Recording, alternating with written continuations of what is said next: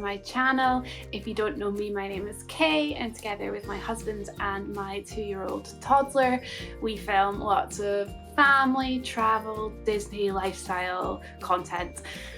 So you'll probably be aware, but we recently just got back from an amazing 2-week trip to Walt Disney World in Florida. I filmed all of that, so the vlogs are on my channel, which you should definitely check out after this. So after we got back from our trip, I asked you guys if you would send me any questions that you might have about traveling to any of the Disney parks, particularly with young children and families, and you guys got back to me with some really great questions, so I'm going to try and answer some of them for you now. So you're aware, my husband is behind the camera today and he's going to ask me some of the questions. No pressure. Okay, first question. What are your must-have park food / snacks? PS, loving the vlogs. Thank you. Oh, okay. Park food and snacks. I like this question because you haven't asked me to pick one, so that's a bit easier. So thinking about the things that we went back for more than once, that's probably a sign that they were some of our favourites. You gotta have a Mickey pretzel, absolutely loved that, had that on several occasions. And if you're going down the pretzel route, you got to go and get a Navy pretzel from Pandora because they are freaking huge. I'll try and add a picture here, but that was a really good pretzel. And in a similar realm, at the same stall, they sell Night Blossom iced drink, which is incredible. Got that multiple times on our trip too, so that is great. Otherwise, I was pretty keen for a Mickey ice cream sandwich. The Mickey ice cream bars were amazing too. On the savoury end, I loved the cheeseburger pods from Satuli Canteen and the cheeseburger spring rolls. I think they were in Magic Kingdom.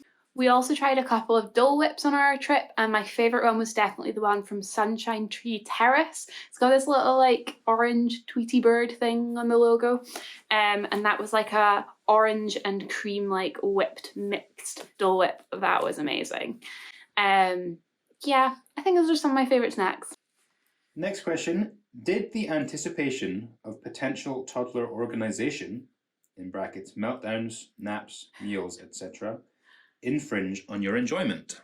Oh, no, it definitely didn't infringe on our enjoyment when we were there. I'd say during the days and weeks before, I was pretty nervous. Logan was going through a particularly hard stage at that point, particularly in mornings and around breakfast and meal times. So I was reaching a point where I was like, oh my goodness, what is going to happen when we go on this trip? Is he going to be okay? When Logan was 10 months old, we took just a 3-night trip to Disneyland Paris. For background, we were meant to go to Disney World before we had kids, and then the pandemic happens. And when we had Logan, we decided we would take a little trip to Disneyland Paris, hopefully to basically numb the pain of Disney World and make us not need to go. But as you can tell, that didn't work. But it was a really great few days away. We really went to Paris with the expectation of doing very little. I kind of expected to do maybe like 2 rides, and you know, not stay late in the parks. And because we went in with such low expectations, we had just the best, most magical time in Paris. And that's what sort of gave us the confidence to give Disney World a try, and also taught us to sort of go in with the low expectations and just absorb the magic and make the most of the situation we had. So yeah, definitely the best advice I can give is, obviously you're going to be nervous. I was nervous. There were points the weeks before I was freaking out, but you know, make some plans, find out as much as you can about the baby care centres and that sort of thing. Plan in that way, in the finding all the information you need before you go. Don't plan in the way that you know what you're going to do every single hour, because that's just not realistic, and you'll just end up disappointed and frustrated and tired, and nobody wants that when you're traveling with a toddler. Next question. I have a 2-year-old who just wants to run everywhere and doesn't stand still. I'd be interested in any advice on how to keep a toddler entertained when queuing for rides, please. Okay, so first off, we didn't do much queuing for rides because we chose a different approach to our holiday. by using Genie Plus and individual lightning lanes. Now I could do a whole video itself explaining individual lightning lanes and Genie Plus, but the general idea is you can pay to add onto your ticket basically access to the, as they used to call it, fast pass line. It is called the lightning lane, and it is basically a fast track line that you can go down to ride without having to queue in the standard line. Now you can't just like hop to the fast pass queue or lightning lane at any point. You have to book rides through your phone throughout the day, and there are certain rides that called individual lightning lanes where you have to pay for them individually. They're not included in the price of your Genie Plus package basically.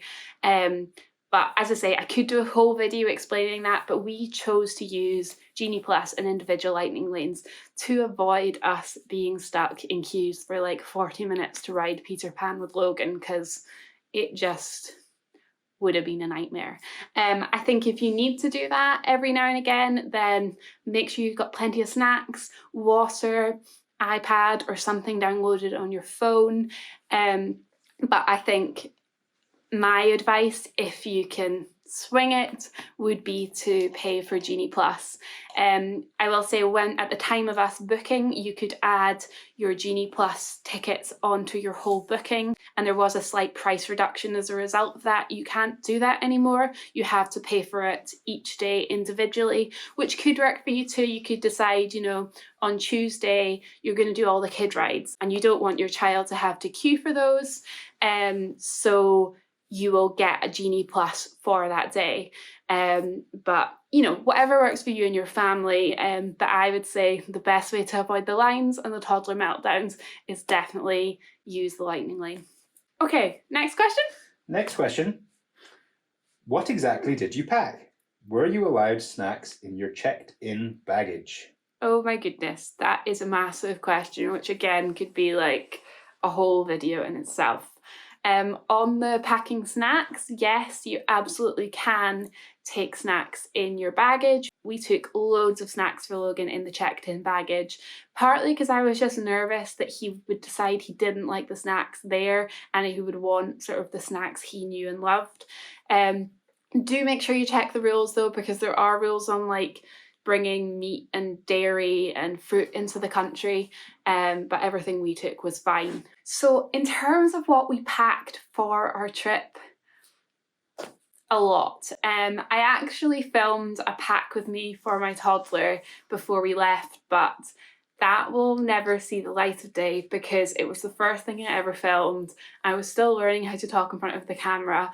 I'm glad I did it because it got me practicing a bit, but no, I will not be releasing that video, sadly. But if you are interested in everything that I packed for my toddler for the trip, and for us just as adults for a trip to Disney World, I can do a separate sort of retrospective, what we packed, best things we used, things we didn't bother video. So let me know in the comments if that's something you would like to see. Next question. Can you explain the nanny you hired? How many hours did they babysit, and what did they do with your son? So we used a service called Once Upon a Nanny, where basically you can hire a fairy god nanny for the day. I think I saw it advertised on Facebook. For a bit of background, my mum was originally meant to be coming on this trip with us, but when that changed, we decided it might be beneficial to hire a nanny for a couple of days so that we could go and experience some of the big roller coasters together and Logan could have some more downtime. Now, Once Upon a Nanny offer a variety of packages, so the price will depend on how long you want them for, and they can look after your child in their room. It's called a hotel hangout. That can involve everything from hanging out in your hotel room to exploring the resort, going for food in the resort and taking them for a swim. They can also take the kids to the parks, or they can essentially act as like an extra adult in the parks with you, so that like you're all going around together, but if you want to pop on a ride with your partner, then they can take care of the kids or take them on a more child-friendly ride while you do that. Now we decided, so that we could sort of make the most of the rides that we wanted to do, that it would be best for Logan to have a hotel hangout day, partly as well because I thought a nanny taking Logan to the parks on their own would just put too much fear in me too. Like, it's hard enough keeping track of your own child when there's two of you, but somebody that we didn't know well, doing that for the first time just seemed a bit much for me. And it was, quite scary as it was, choosing to leave our child with a nanny who we didn't know. Logan had only ever really stayed with family and close friends before, but our nanny was wonderful. She was really, really great with him. They got on so well. The nannies send you constant updates, photos, videos, messages about how the kid's getting on. And if I messaged between those times, she was more than happy to reply as well. And that really did relax us a bit so we could enjoy those days. Because I think it's totally fair to say that it's okay for adults to have a day to themselves too. I think it benefited everyone. It meant Logan could rest and have some more downtime days between the insanity of the parks. And it worked really well for us. So we used the nanny for 2 days, and we had them between 9 and 9, so 12 hours, which was a long day, but with the sort of commute to the parks either side and trying to fit in some shows, it definitely worked out best for us. It was also nice knowing that when we got back from the shows, Logan was sound asleep in his bed after a nice day as well. We also managed to get the same nanny for both of the days that we had the nanny, which sort of gave Logan that bit of consistency as well. So I'll leave a link down below to the nanny company we use. I know there are a few, but they were absolutely fab. It's, not the cheapest thing in the world, but if you are like us and, this is, I'd not like to say a trip of a lifetime, because knowing us, we will be going back, but it felt that at the time, and we just wanted to experience some of the big rides like Flight of Passage and all the Hollywood studio rides together. So it definitely worked out for us. Next question. What would you do differently next time? Ooh. Okay. I feel like I've got a few answers for this. Not that I really regret anything we did, but just learning experiences. One, I would buy a popcorn bucket on the first day, because I thought going in that when you bought the buckets and you spent astronomical amounts of money on this fancier looking bucket, that it just was a special bucket.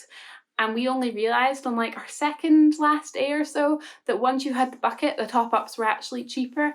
And they were actually significantly cheaper, weren't they? A lot cheaper. Yeah. And we'd sort of thought, oh, actually, if we'd done this on day 1 of 14, this would have actually been almost value for money, which is a rarity in Disney.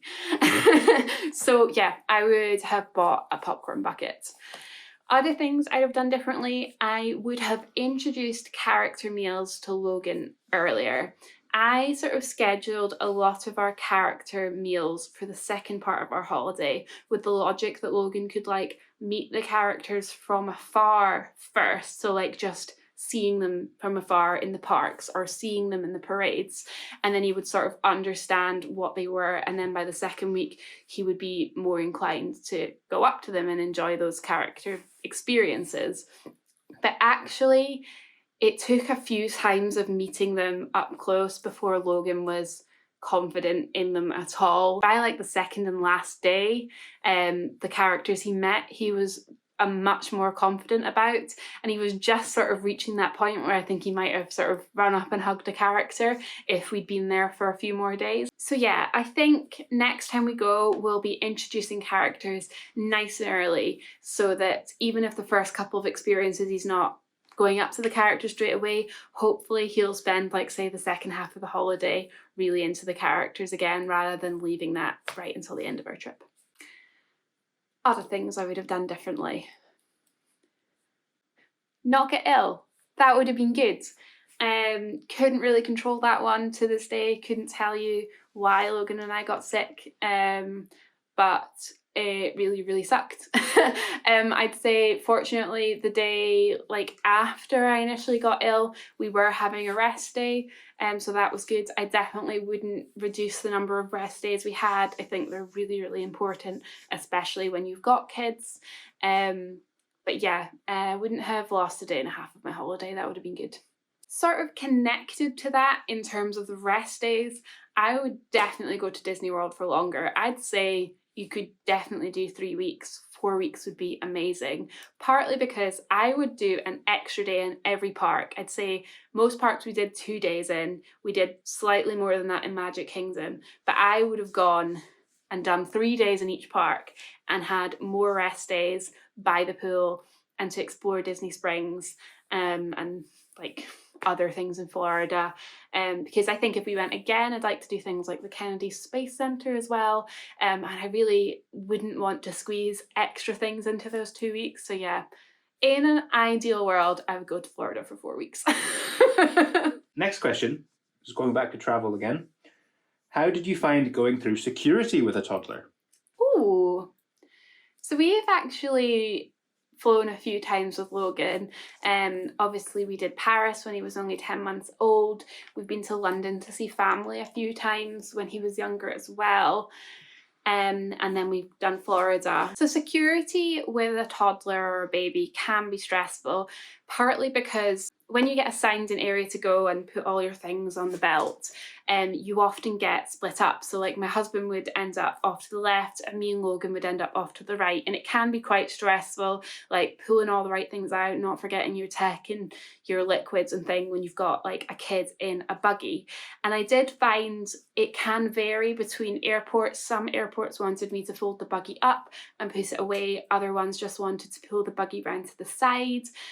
They do take your child out of the buggy as well to go through the scanners, and then they will like test your buggy as well. So there's a few sort of additional aspects that you need to be prepared for with a toddler. Even if you feel like everyone around you is rushing, what I always try to remind myself is how many people around me have been through the same thing before. And actually you rushing and leaving things in your bag that you shouldn't have is just going to slow things down more. So just take the time you need.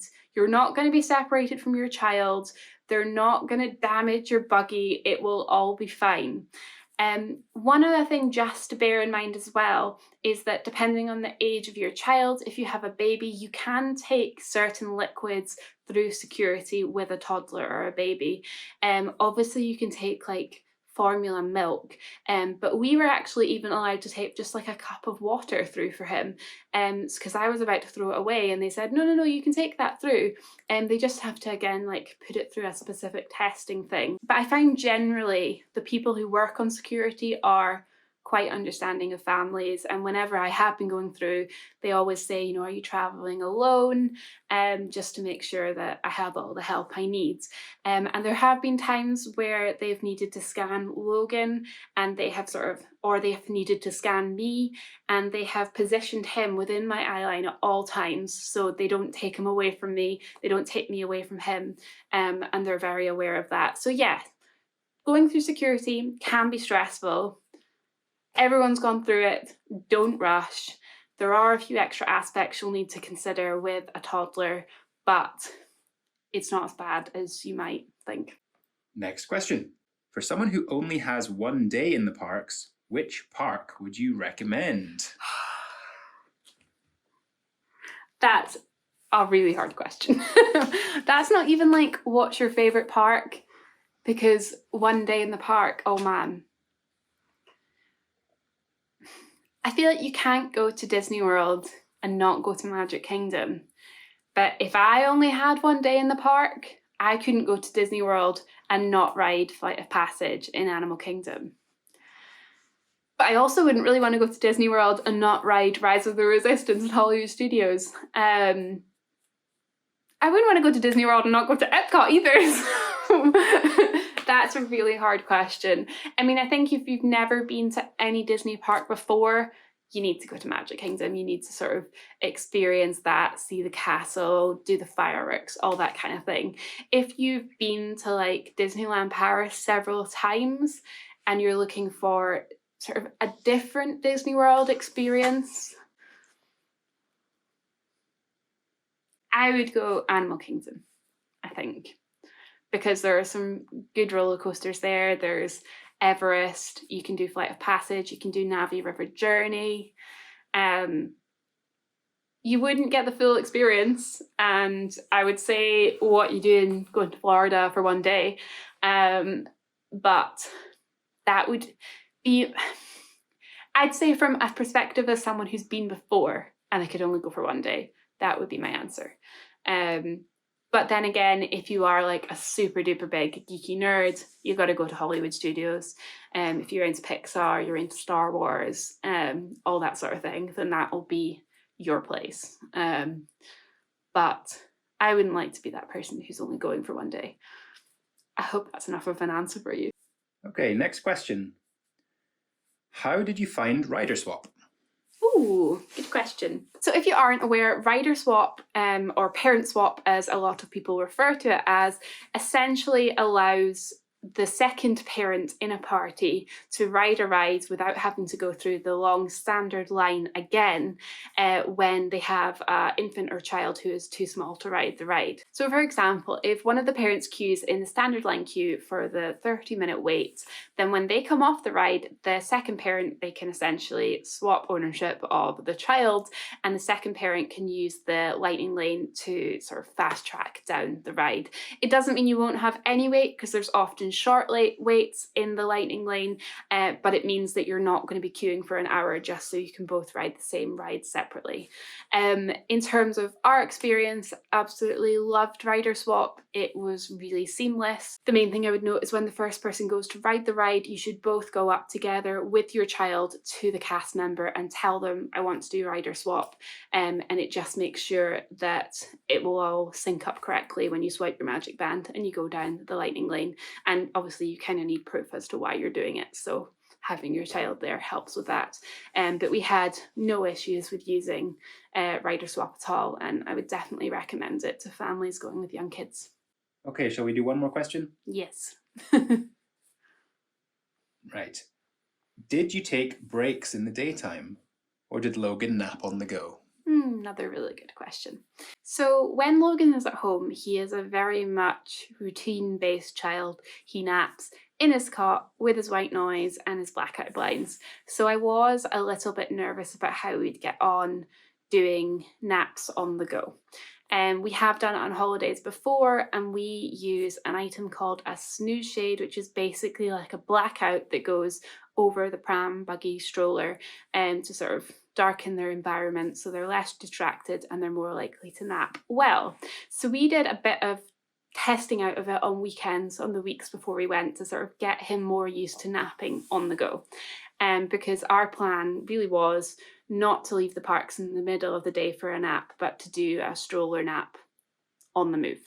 Now I'd say with Logan, most of the time you have to keep the buggy moving at all times. You can't just sort of plonk it down and go and eat a meal, which is a little bit frustrating, but we chose to do that so that we weren't sort of commuting back to the hotel in the middle of the day and losing a lot of time, particularly because we made the decision not to do late nights with Logan. I think for families, possibly with slightly older kids who want to stay out for the fireworks, it can be beneficial to take a break in the middle of the day, go back to their hotel, have a rest, and then come back out again. But we knew that we would be trying to stick to a reasonable bedtime for Logan, so it would be better all round for us to get up relatively early when he woke up in the morning, go into the parks, do a stroller nap on the go, and then head home after dinner. So that's what we did, and it worked out pretty well for us, to be honest. I think the heat helped really conk him out in a way I wasn't expecting it to. He napped for like an hour and a half most days, and to be honest, we didn't use the snooze shade much of the holiday at all, only on a few occasions, because he was just so crashed out from like the Disney tired, as they call it. But it worked really well for us. I'm really glad it did, because I was a bit nervous about how that would all go. And if you've got a kid who naps well in a buggy and you don't think you'll be out late every night, it's definitely something I would recommend. But, you know, every kid and family is different, so you need to make the right choice for you. Right, I think my toddler is going to wake up soon. I actually took a little bit of time while he was sleeping to film this one, so I'm going to need to go for now. But if you have any questions that I didn't get to today, then please feel free to pop them down below in the comments, and maybe we'll make a Q&A part 2 down the line. If you're looking for more Disney content, then remember to pop across to my channel and watch the full vlog series of our trip. And don't forget to like this video and subscribe for more content. And we'll speak to you soon. Okay, bye.